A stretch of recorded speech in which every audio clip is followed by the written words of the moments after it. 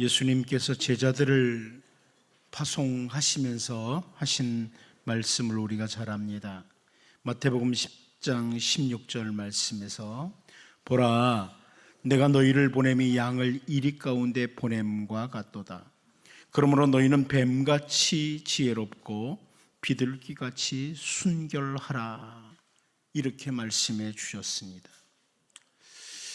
지혜롭게 산다고 하면서 하나님 보시기에 깨끗한 삶을 놓치고 적당히 타협하는 이런 삶을 살아갈 수가 있고, 혹은 오직 깨끗한 삶을 추구한다고 하면서 전혀 지혜롭지 못하게 이리저리 충돌하면서 살아갈 수도 있습니다. 제자들은 이렇게 말씀하신 주 예수님은 예수님에게서 본을 보는데요, 공생의 기간에 먼저 참 지혜롭고 순결하게 모범적인 모습을 가지시고 본을 보이신 예수님을 보게 됩니다. 다윗은 시편 53편 1절에서 3절을 통해서 어리석은 자는 그의 마음에 이르기를 하나님이 없다 하도다. 그들은 부패하며 가증한 악을 행하며 선을 행하는 자가 없도다. 하나님이 하늘에서 인생을 굽어 살피사 지각이 있는 자와 하나님을 찾는 자가 있는가 보려 하신즉 각기 물러가 함께 더러운 자가 되고 선을 행하는 자가 없으니 한 사람도 없도다. 이런 표현을 했습니다.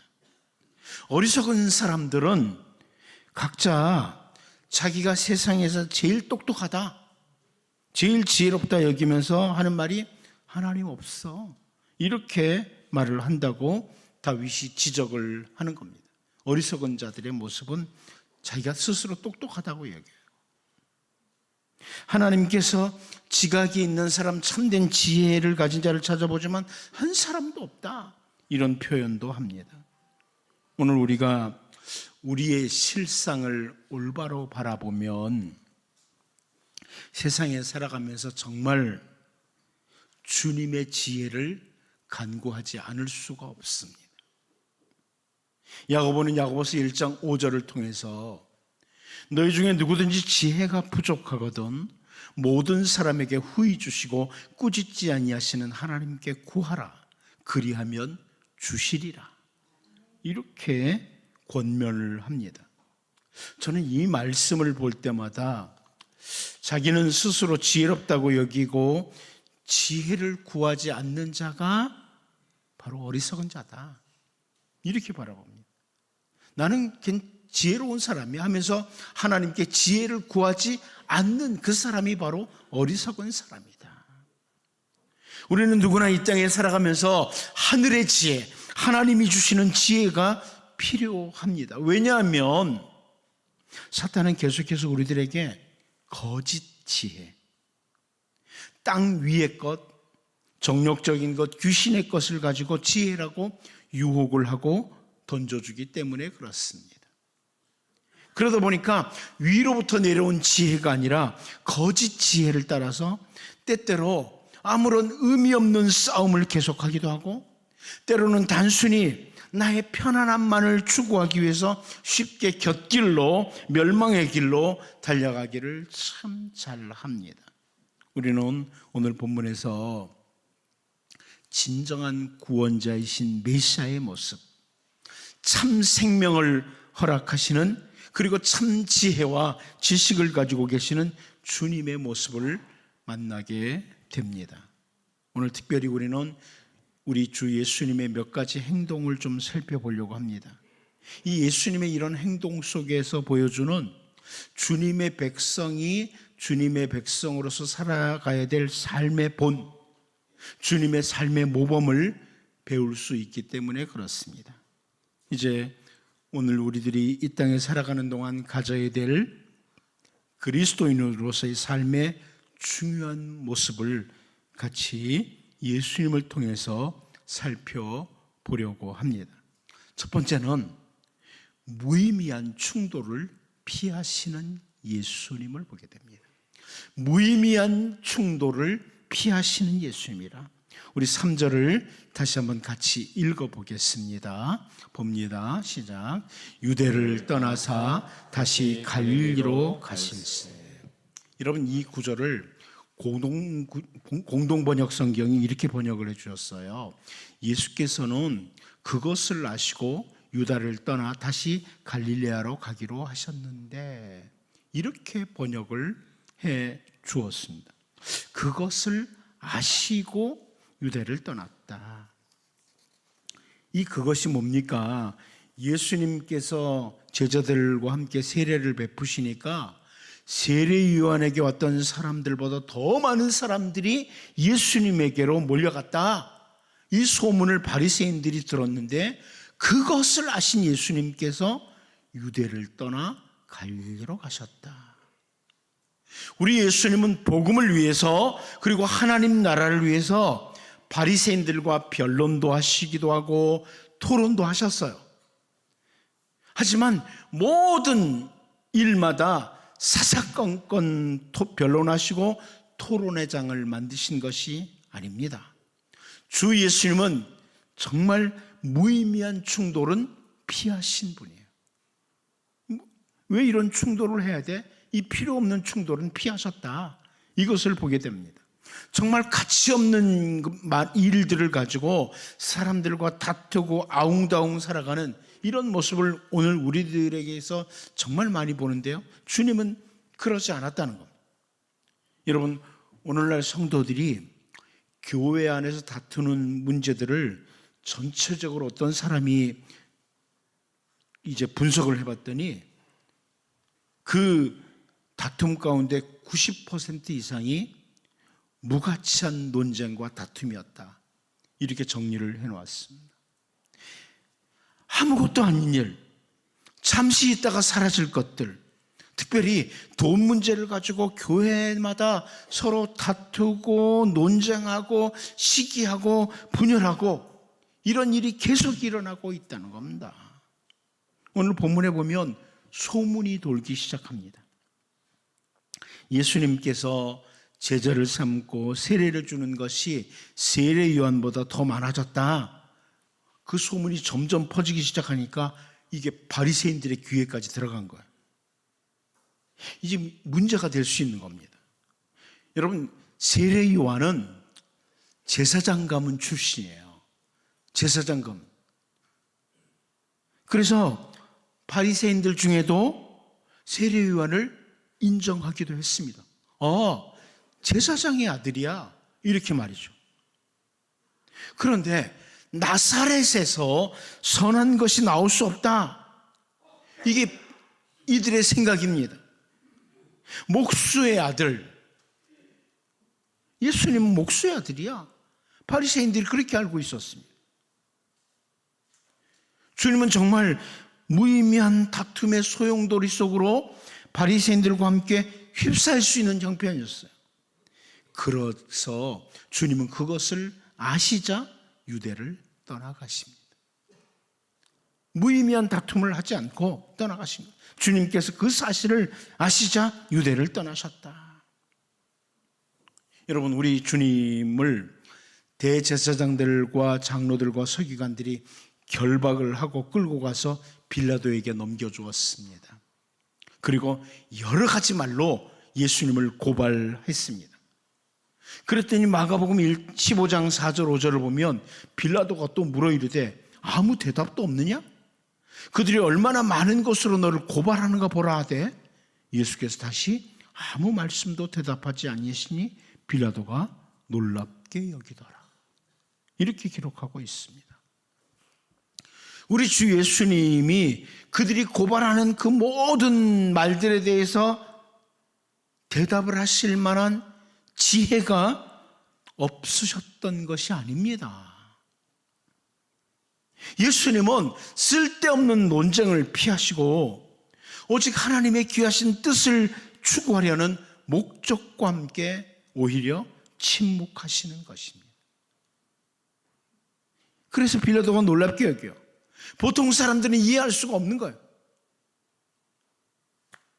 우리 인간들의 갈등, 공동체의 갈등들을 살펴보면 정말 아무것도 아닌 일을 가지고 흥분하고 비판하고 이런 것들을 보게 됩니다. 그런데 우리가 예수님을 믿고 예수님을 따르는 주님의 백성이라면 예수님을 본받아야 합니다. 만일 예수님께서 바리새인들이 그 말을 듣고 시비를 걸어올 때마다 그때를 기다렸다가 정말 가치 없는 싸움을 계속하고 있었더라면 우리 주 예수님께서 이 땅에 오신 너무나 중요한 생명을 구원하는 사역이 어떻게 이루어졌겠습니까? 오늘날 교회가 성도들이 너무 무의미한 것들을 가지고 싸움을 많이 합니다. 오늘 본문에서 무의미한 충돌을 피하시고 유대를 떠나서 갈릴리로 가시는 예수님을 보면서 더 이상 무의미한 다툼을 피하고자 하는 다짐, 이게 우리에게 나타나고 언제나 예수님을 본받아 의미 있는 삶을 추구하는 이런 주의 백성으로 살 수 있기를 바랍니다. 두 번째로 이 본을 보여주시는 예수님은 때에 대한 분명한 인식을 가지신 예수님이다. 때에 대한 분명한 인식을 가지고 계신다. 우리 3절을 다시 한번 읽어보도록 하겠습니다. 봅니다. 시작.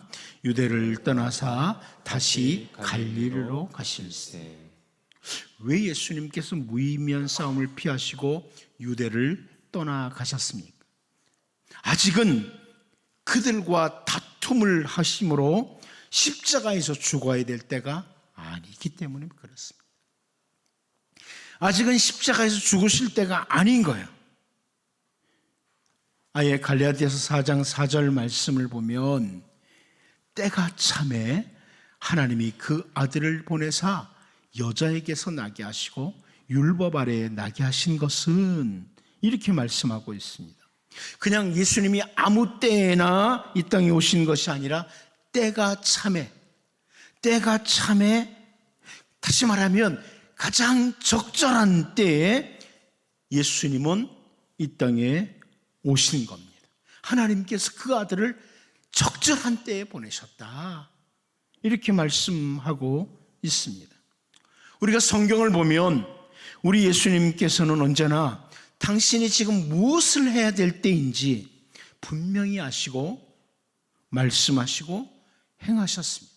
내가 무엇을 해야 될 때인가 이것을 아시고 새벽이면 일어나셔서 기도하셔야 될 때인 줄 아시고 기도하셨습니다.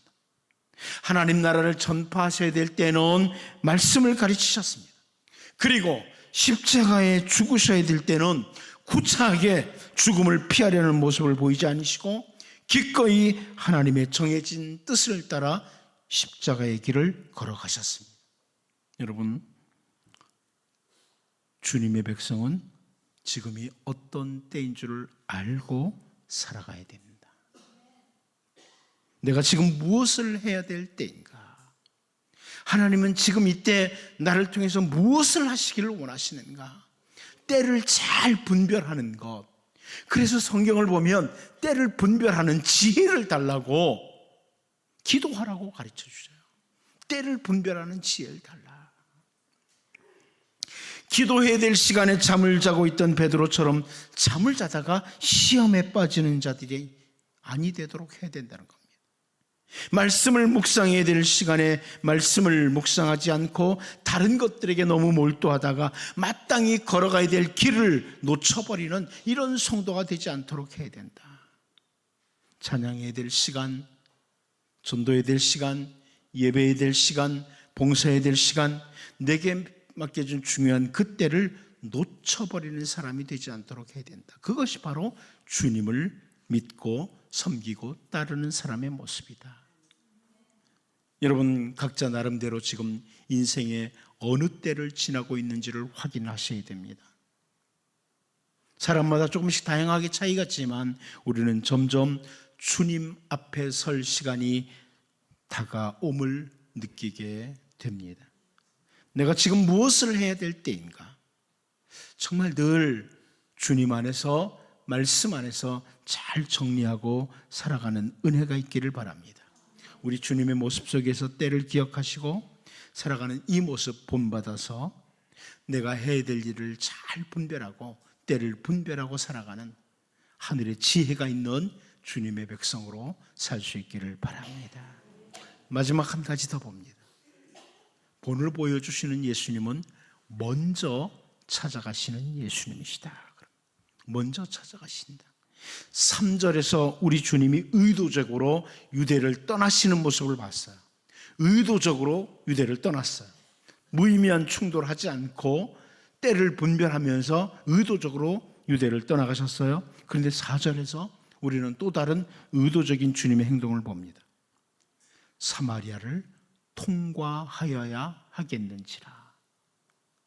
사마리아를 통과하여야 하겠는지라. 저는 이 구절 속에서 예수님의 의도적인 이런 행동을 보게 됩니다. 당시 유대인들 중에는요, 이 사마리아라는 지역 사람들, 이 사람들이 변질된 사람들이다, 이래가지고 사마리아를 오히려 피해서 먼 길로 돌아갔습니다. 유대에서 저 갈릴리로 가면서 돌아가는 거예요. 먼 길로. 왜냐하면 사마리아 사람들은 더러운 사람들, 변질된 사람들, 이러면서 말이죠. 그런데 예수님은 의도적으로 사마리아를 통과해서 가십니다. 왜 예수님이 사마리아로 가시려고 합니까? 왜 예수님이 의도적으로 사마리아를 통과하십니까? 거기 구원받아야 할 영혼들이 있었기 때문에 그렇습니다.